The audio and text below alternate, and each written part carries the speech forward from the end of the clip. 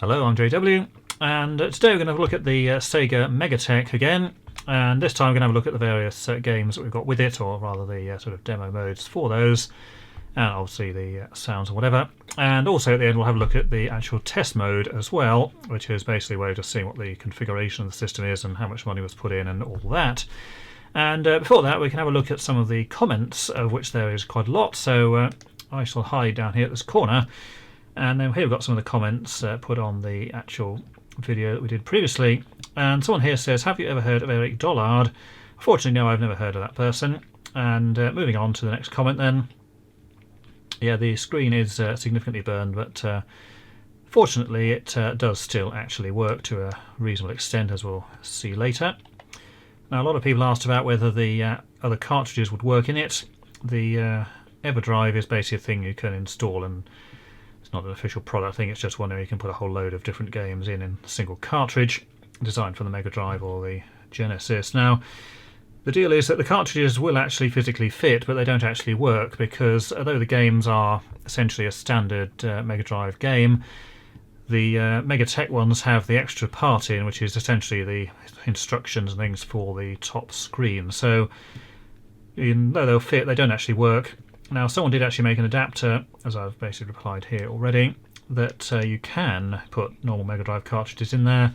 I don't have one of those, and I don't think they're necessarily that available because they weren't an official product, but yes, it is possible to do that. However, bearing in mind that if you wanted to just play Mega Drive games, you'd be far better off just going to eBay, buying a Mega Drive and the games to go with it, because they are hugely cheaper. You can pick up a Mega Drive for sort of 10, 15, 20 pounds or something, and games are less than 10 pounds each. So if you want to play those that badly, well, that's the way to do it. And various people used to play this at local arcade, so also that identifies the age of these individuals.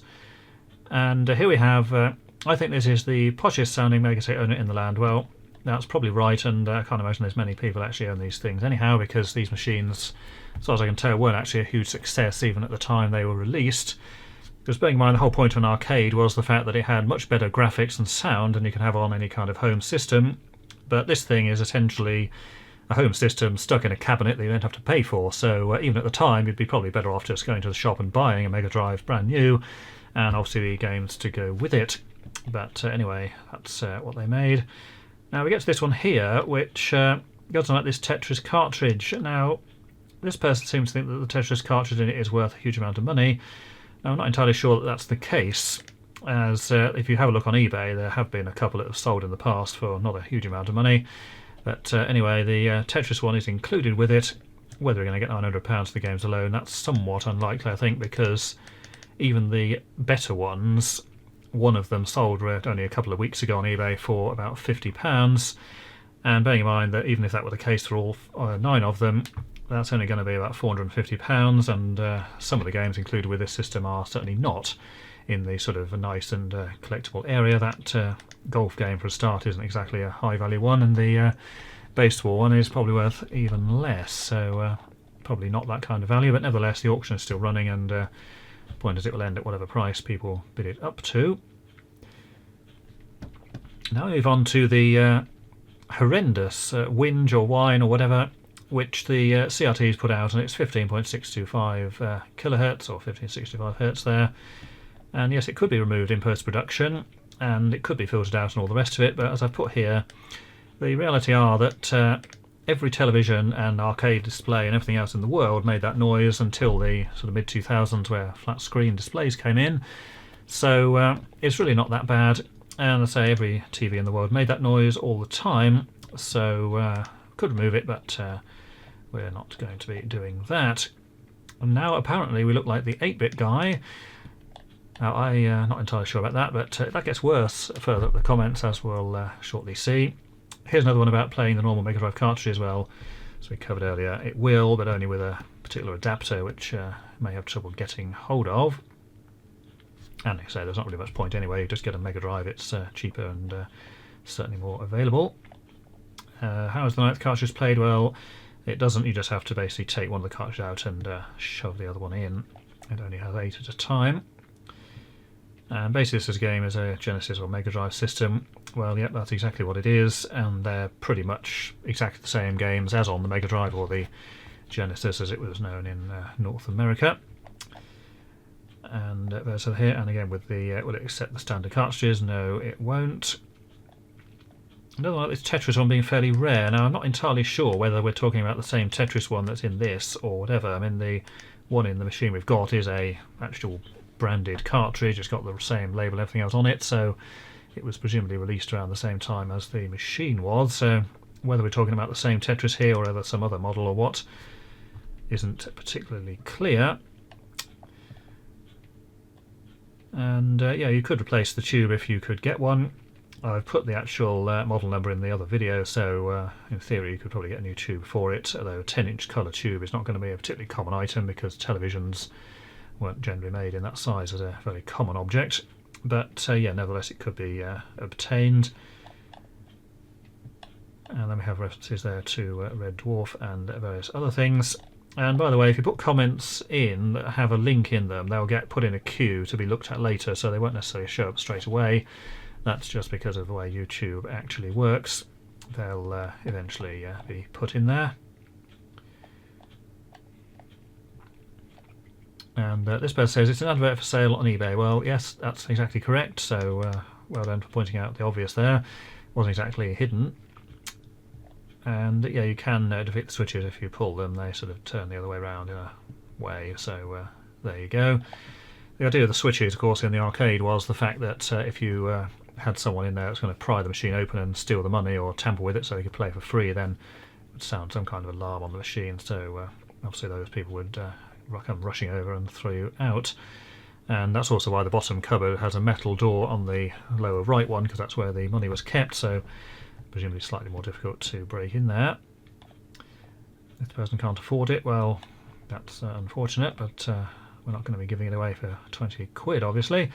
Bearing in mind there's also what I paid for it and also the spare parts put in it. That flyback wasn't exactly cheap. I think from memory it was about £50 because it was a really unusual type and it was only available from one supplier, and even they had to order it in specially from Italy or somewhere. And obviously there's a significant amount of hours of time been put into actually repairing it and getting it working. So there we go. Yes, there's horrendous screen burn on the top. And were these used in environments that were a lot more brightly lit than the arcades they hang out in? Well, it might have been, because as a couple of other comments have hinted at, this machine probably wasn't the sort of thing you'd find in a more sort of traditional arcade, which had whole racks of these machines or rooms full of the things. It was more likely to be one in a smaller type of area, because I say the whole point of an arcade was it had machines with far better graphics, sounds, or whatever, than the things you could buy to put in your house. And unfortunately this is not either of those things. So now we're moving on. I look like Peter Jennings, who apparently is someone who is no longer around and used to do news reading or something, but not in the UK. And what town do we live in? Well, I live in Dorset, and if you want your Vectrix fixing, well, unfortunately that's going to cost a load of money. Here's another about the Outrun. This is quite a comparison here, because the Outrun version on this particular machine is actually appalling compared to the proper arcade Outrun version. If you go and search on YouTube you can find examples of that, and it's completely different, and quite frankly it's pretty poor. And it says there the cabinet's kind of out of plate, an arcade full of proper cabinets with the current generation hardware of the time. It's more suitable for use on small shops as an extra attraction where people can play while waiting for a meal or something. So the thing about it being in a brighter environment may be true. Of course, I don't know where this machine has been for most of its life. And here we have more comments here. The play choice, by the way, is a similar kind of deal with the multiple games in it, and probably not desperately successful either. Yeah, play choice 10 there, so I think I had 10 games instead of the 8 that this one has. All arcade machines and coin grabbers, well, yeah, they certainly are. That was their whole purpose, so get as much money as possible and keep people playing for as long as possible. Apparently I'm Ashen's father now as well. Unbelievable. How old do you think I am, for goodness sake? Mr. Ashen is only about, well, less than 2 years younger than I am, so unbelievable. Where do we live? Well, we live in Dorset, and also you look at the eBay listing, well, not exactly rocket science to find that information. a Tetris Mega Drive cartridge may well be the one that's horribly rare and worth thousands of pounds, but bearing in mind this is not a Tetris Mega Drive cartridge, this is just the Mega Tech Tetris cartridge. And as someone has put here, John Parry says that Tetris Mega Drive is worth thousands because presumably that was the one that wasn't officially released and all that, and it's probably in a gold-plated box or something, or maybe that was something else I was thinking of. But the Mega Tech cartridges are sort of 75 to 200 each sometimes, and of course sometimes is the key there because certain ones are actually quite common and available very cheaply. Others, of course, maybe not so much. But nevertheless, it has what we listed on it. Somebody had it in the social club there. And yes, the main board, there are a couple of chips on there which are branded Sega, and who knows what's inside them. So if you get one of these and that chip is bust, then unfortunately the only option is to get another one from some other board or something, because you can't actually go and buy those things. A fair amount of the rest of the stuff on there is actually pretty standard logic chips you can pretty much pick up anywhere, and the Z80 processor and various other things there, but certainly the Sega custom jobs, you won't have a hope in hell of getting those. Why is it outside? Well, it's outside because it's no room in the small building behind, which is where it's stored. So hence took outside because it's easier to see all around it. And let's see here. Yeah, screen burn, but it's definitely a high mileage machine. I don't know exactly how long, but I'd imagine it's been turned on at that high brightness for probably years continuously. And yes, nowhere to store it. Now the one I've got is stored in that building you can see in the other video, in that sort of brick outhouse type building with the small glass window. And although it's inside and obviously not getting damaged or anything, it's basically just stuck in there, never being used, so hence the need to get rid of it. And yes, that's why I already replied stating that. Yes, and tarpaulin on the roof, yes, the old one was green. I don't know who made it, but it had been on there for well over 4 years, and it got damaged because the cat climbed up there and scratched at it and basically ripped a small piece of it. And then this was back in March when we had those beasts from the east and those ridiculous high winds and all the rest of it. And because there was a small rip, the wind got underneath it and then literally ripped the whole thing in half. So of course it was no good. So I took that down and put this other one, which unfortunately was a Silverline product, which was a huge mistake in buying that because all Silverline products have a lifetime guarantee. And of course that means as soon as the product fails, the guarantee ends. And this one, unfortunately, has only lasted 4 months. And as you can see on the actual previous thing there, it's totally disintegrating and falling apart. So I have to get a new one for that one. And I could just put some new felt or something on the top of that shed, but unfortunately the roof on that shed has sagged considerably, and due to the weight and whatever. And of course things like felt are actually quite heavy, so I don't really want any huge amount of weight up there, because if we do, it's likely to cause the roof to buckle in and even collapse. So tarpaulin will do the job, and even an expensive tarpaulin is much cheaper than actual felt or whatever else. We can use heavyweight black membrane or something from Screwfix. Yeah, probably a good suggestion there as well. So that's the comments there, and what we'll have a look at now is the actual things from the machine itself. So we can obviously have a look at the screen here. Now this is basically the screen with its lovely burnt in bits, and I've just done this way with the camera directly on there. This red dot in the middle is not actually on the screen, it's a reflection of the tally light on the camera. So that doesn't actually exist on the screen itself, so purely a reflection of the light. So what we'll do then is have a look at all of these, and also the ninth one, which I have to swap out. And we'll go through these on the initial screen, just cover through the various actual instructions, and then we'll have a look at the actual game itself, and of course with the sound as well. So first is World Championship Soccer, abbreviated there because it doesn't fit. Story, well, 5 lines of pretty much nothing, and of course the controls, again fairly basic because you've only got a stick and the 3 buttons anyway.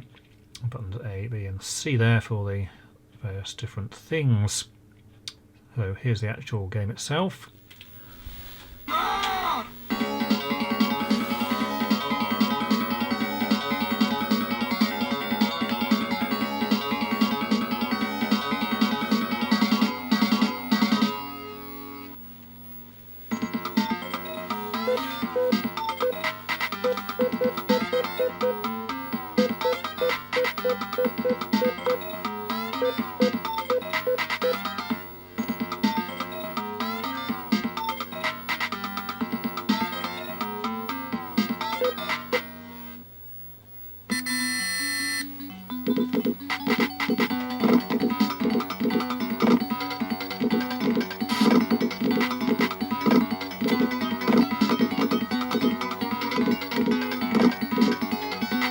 And next we've got Ghouls and Ghosts, and again it's pretty much the same form. We've got a sort of a brief story there, and then the controls of course are on the next page, and again fairly basic stuff because basically that's all you can really have there.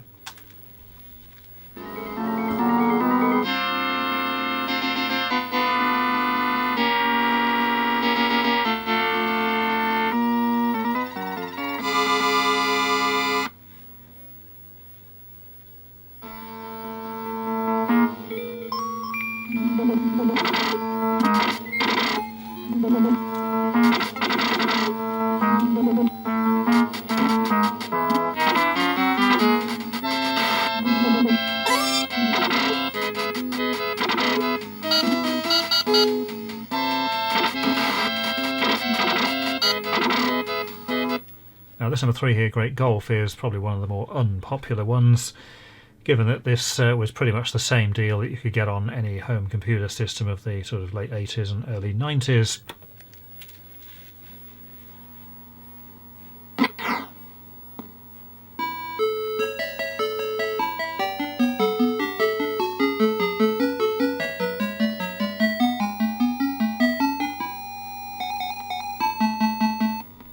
Note there that that's actually copyright 1987, so even when this arcade machine was released in 89, this was already 2 years old, so certainly not the most up-to-date thing.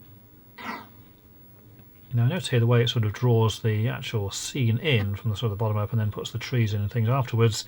And that was actually pretty typical of this style of game at the time, because although this of course is a fairly basic thing, it does at least attempt to draw it in sort of representative view of what you would see if you were actually on the course. So on the left there you've got the actual course from an overhead view, and when we get to the one after this one, you'll see that the actual view will change. Of course the balls are now sort of halfway along the course, looking towards the green to the top right of that left image. And it draws it in really slowly because there was a fair amount of calculation had to be done in the background to actually work out where the various different parts of the grass and the trees and things were positioned. So now I've got the Revenge of Shinobi, and again the same deal with the story allegedly, and obviously the controls. Controls this one go over 2 pages. Again, a fairly complex selection of controls there. Game demo on this one is fairly long. I've put the whole thing in here because it does have a fair amount of variety and stuff actually in it.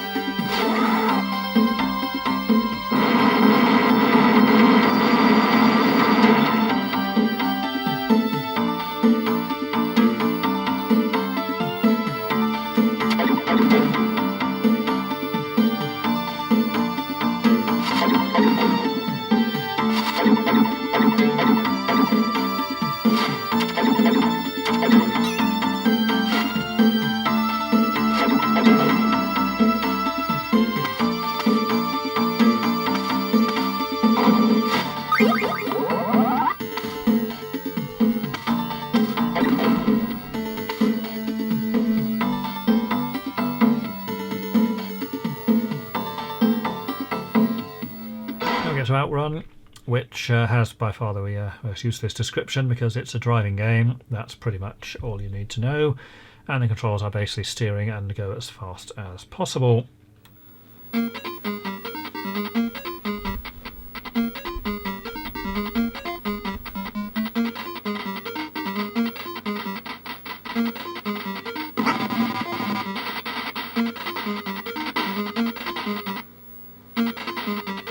As you see, the graphics here are not particularly good, and the sound is certainly not very good either. And the thing with Outrun is that Outrun was actually released several years before this machine was actually put on the market, and this was obviously the arcade version of Outrun, which, even though it was older than this, was considerably better. And here's an actual example of the difference. So we've just been looking at effectively the Mega Drive version there, which you had to pay for in the arcade. But the actual arcade version of Outrun looked actually and sounded like this. Get ready.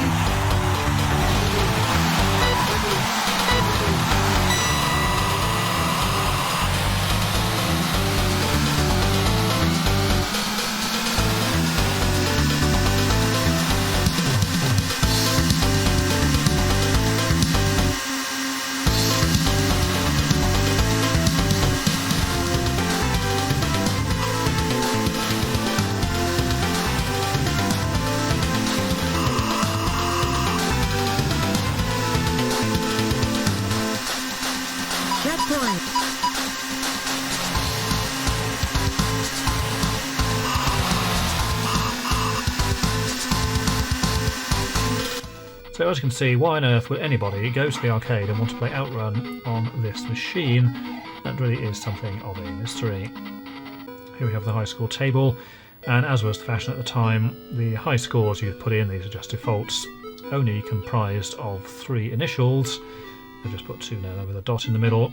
And of course it was also the fashion at the time to put in 3 initials which spelled various things, hopefully as rude as possible. And we're going to see more of that examples later on. But before then, moving on to number 6 in the list, which is Altered Beasts. This has quite a short demo on it, so I've basically put the whole thing in here. And of course there's the usual story there, which really is fairly meaningless. And of course the controls again, which are essentially the same as we've seen before.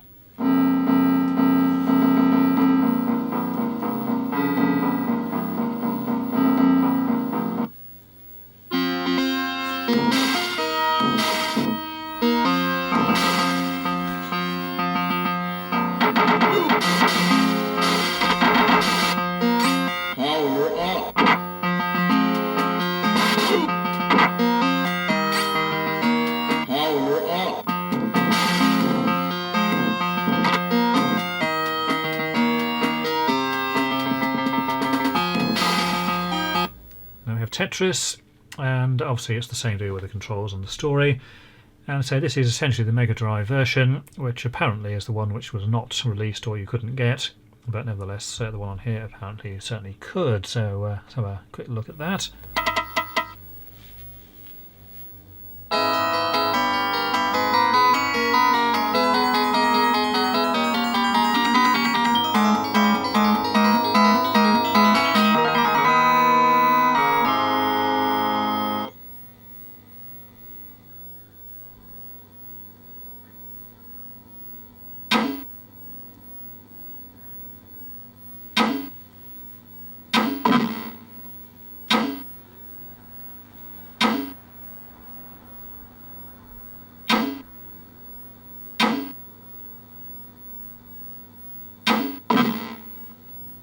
Now this arcade machine had the function that you paid for a certain amount of playing time, and when it got near to the expiry of that time, there is a function which basically alerted the player to shovel in as much money as they possibly could. So just coming up to that bit now within the Tetris game, and there's essentially 2 parts. There's actually a beeper which comes on, and then it also flashes the screen in a disturbing fashion as well, and of course that's a signal to insert as many coins as you can.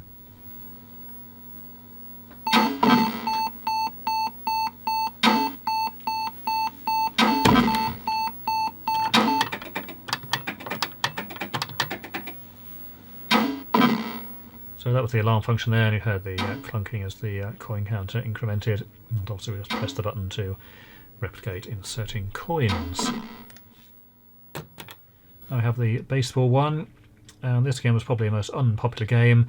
We've got the story there, which again is basically you're playing baseball with a huge number of teams and whatever to choose from. But just look at the controls on this. They actually go over 3 pages. Bearing in mind, you're going to be standing in some arcade. You're supposed to actually remember all of this lot, and there's the second page. Absolutely ridiculous. And then, of course, we're continuing on to the third page. Far too complicated. I really can't imagine many people playing this in the actual arcade. Simply the fact that it was probably too complicated to actually work out.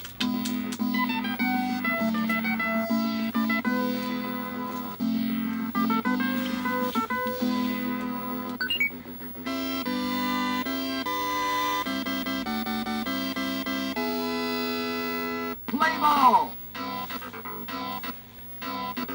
Ball!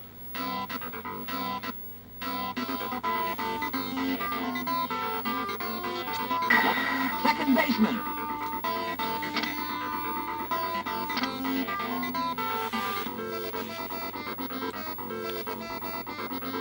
Safe!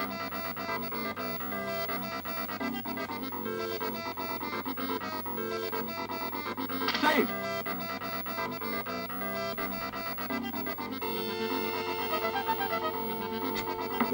First baseman! Safe!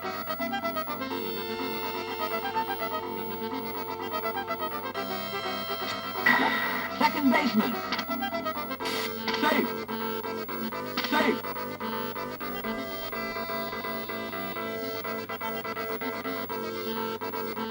Safe!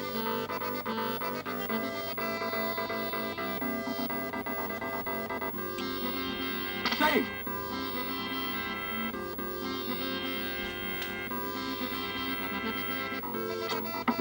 Right fielder! Out! Now we have the final game, which is Space Harrier 2. I've just swapped the cartridge out for the baseball one there.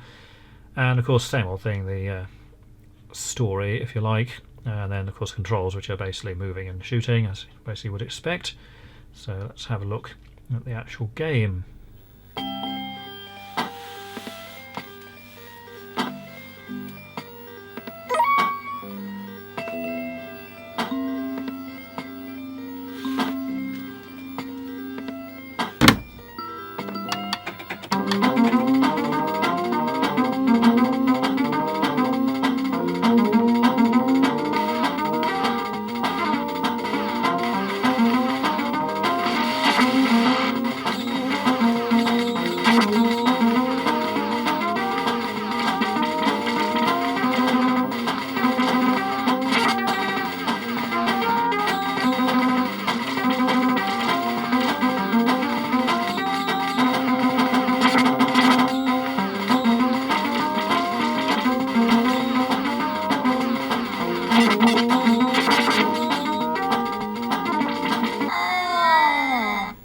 Score for that one, and as you can see, someone has put some defaults in which are 3-letter words of various kinds, some of which are better than others.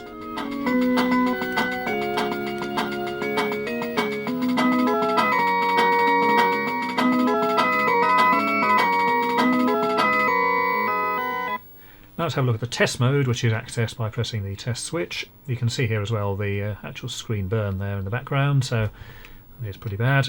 Your bookkeeping section is essentially how much money was put in, how long things were played for, and obviously what coin to put in and so on. You can also clear the data, obviously, if desired.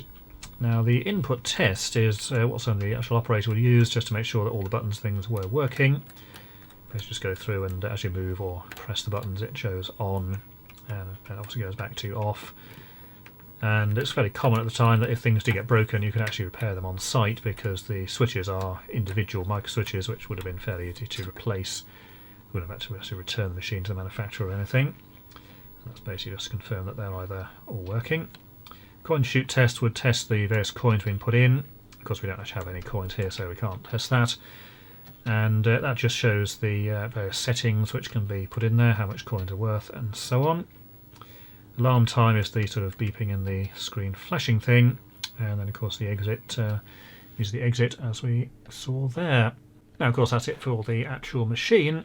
But it's certainly worthwhile having another listen to that appalling music from Space Harrier 2, and also making a good reference to the wonderful entries that someone put in by default on the high score table screen. So let's just finish by having another look at that.